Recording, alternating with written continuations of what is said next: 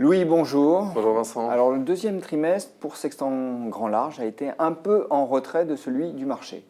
Alors effectivement, les 3 derniers mois ont été un peu à l'image des 15 mois précédents, avec d'une façon générale des marchés toujours plus hauts et plus optimistes, et des phases de baisse assez fortes, comme on a eu donc cette fois-ci au mois de mai. Et donc Sextant Grand Large, qui est plutôt prudent, on y reviendra, qui lui a été sous-performant dans les hausses et surperformant dans la baisse.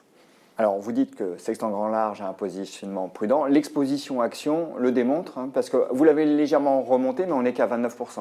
Tout à fait. Donc 29%, comme vous le savez, c'est son large. L'objectif, c'est de profiter du stock picking d'Amiral Gestion, mais avec une volatilité plus maîtrisée.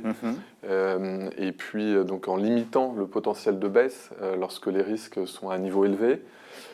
Pour nous, la meilleure façon d'appréhender le niveau de risque à long terme, c'est les valorisations. Et principalement à travers justement des indicateurs de long terme, comme le PR de Shiller. Donc aujourd'hui, on est sur des niveaux de valorisation plutôt élevés, donc un niveau d'exposition action légèrement inférieur à 30%, donc plutôt réduit. Alors vous regardez la valorisation, mais est-ce que vous n'avez pas tout de même un scénario macro un peu pour avancer aujourd'hui ? Alors, on n'utilise pas de scénario macroéconomique ou boursier. On considère que c'est d'une part très périlleux et d'autre part que ce n'est pas notre valeur ajoutée. Néanmoins, on regarde ce qui s'écrit pour appréhender les risques et identifier des tendances. Ce que je trouve intéressant récemment, c'est un mémo de Howard Marks que j'ai trouvé particulièrement pertinent. Donc Howard Marks, vous savez, c'est cet investisseur légendaire américain qui a fondé Oaktree, qui gère aujourd'hui plus de 120 milliards.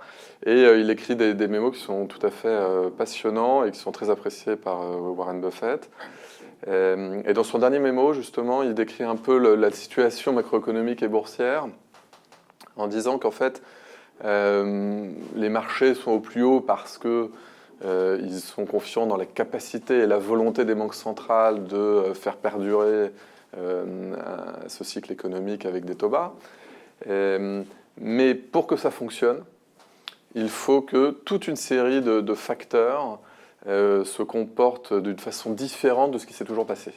Donc il y en a toute une liste, on peut l'énumérer. Il faut que, d'une part, il continue à ne pas y avoir de récession aux États-Unis. Il faut que les politiques des banques centrales soient toujours aussi efficaces, qu'on puisse continuer d'ignorer le niveau des déficits, le niveau de la dette, qu'on puisse avoir une économie forte durablement sans inflation, avec des taux d'intérêt négatifs, et puis au niveau micro, que les valeurs de croissance visibles continuent à surperformer les valeurs peu chères, et qu'il y ait de plus en plus de sociétés sans profit qui prospèrent en bourse. Donc ça fait beaucoup de conditions à réunir. Ça fait beaucoup. Chacune de ces conditions, en fait, a jamais été présente de façon très durable. Et si on les prend toutes ensemble, c'est encore moins probable, d'autant qu'en plus, certaines d'entre elles sont incompatibles de nature. Donc, en fait, tant que cet équilibre très instable dure, évidemment, ça entretient l'optimisme et des valorisations élevées.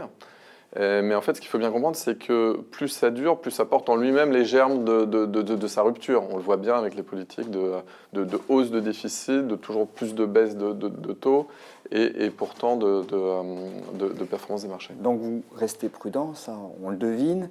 J'aimerais qu'on en vienne un petit peu à ce qui a marché au cours du trimestre écoulé. Du côté des satisfactions, requête Internet. Oui, alors en fait, nous évidemment on a un positionnement du coup assez contrariant dans la poche action sur des valeurs sous-valorisées. Requête Internet, c'est un bon exemple puisqu'en fait aujourd'hui on a la capitalisation boursière qui est couverte par la trésorerie nette, donc une situation tout à fait extrême, alors même qu'on apprécie leur politique d'allocation du capital qui est justement prudente dans ce haut de cycle pour les valeurs technologiques dans lesquelles ils sont appelés à investir. Et donc, en fait, le marché s'en est rendu compte parce qu'il y a eu des rumeurs de retrait de côte. Et donc, on s'est rendu compte que la valorisation était un peu grotesque. Donc, ça a bien performé. L'autre chose qui a bien performé, c'est l'or. Là aussi, quelque chose qui était très, très contrariant. Et alors que tout le secteur des mines aurifères est aujourd'hui très sain, avec une grande discipline en matière d'investissement. Ce qui a moins bien marché, c'est tout ce qui est lié à la Chine. Alors tout à fait, donc là-dessus c'est là où on a beaucoup d'interventions un peu tactiques, hein, parce que ça a été très volatile depuis un an avec tous les bruits sur les guerres commerciales. Donc là une gestion très dynamique de cette partie Chine, notamment l'Internet chinois. Et donc dans la baisse du mois de mai on a pu renforcer, mais c'est ça qui a un peu sous-performé au mois de mai. L'autre chose c'est l'obligation casino, qui est une position du fonds. Qui a souffert de la mise en sauvegarde de la maison mère Rallye, alors même que pour nous c'est plutôt une bonne nouvelle, puisqu'en fait on peut raisonnablement penser que cette mise sous sauvegarde empêchera toute tentative de prédation sur les actifs de casino. On a compris que vous étiez prudent, que vous faisiez attention, donc vous étiez très sélectif. Vous avez néanmoins réalisé un achat, celui d'Oshizaki. Alors tout à fait, on continue hein, à essayer de chercher des valeurs sous-valorisées, hein, puisqu'il y a une polarisation de plus en plus frappante dans le marché.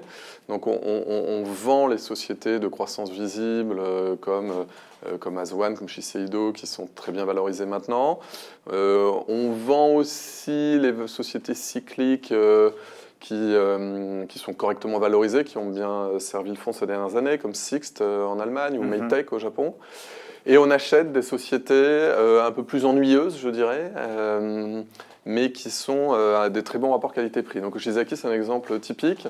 C'est une société qui est le leader au Japon des frigos professionnels hein, et qui a un réseau de distribution et de maintenance hors pair, hein, qui font que les rentabilités sont absolument exceptionnelles, et qui a aussi su bâtir des positions très fortes aux États-Unis, par exemple, dans les machines à glaçons. Et cette société, aujourd'hui, a des niveaux de valorisation tout à fait décotés, parce qu'il y a eu, au cours du premier semestre, des doutes sur les comptes d'une filiale au Japon, qui en fait se sont avérés totalement insignifiants au niveau de l'entreprise, mais pour autant, le cours a quasiment divisé par deux. Donc ça a été un très bon point d'entrée pour nous. Du côté de la poche obligataire? Du côté de la poche obligataire, nous avons réussi à réinvestir les obligations arrivées à maturité. Donc la pondération a pu même légèrement réaugmenter à peu près 15%, et avec toujours un très bon rapport entre le taux couvert de change qui est à plus de 5%, par rapport à une sensibilité de taux qui est toujours très faible, parce qu'on ne veut pas embarquer de risque de taux. Et donc on a un peu plus de 2 en sensibilité, donc ça, c'est un rapport qui nous va très bien. Et donc vous restez prudent. Tout à fait. Louis, merci. Merci Vincent.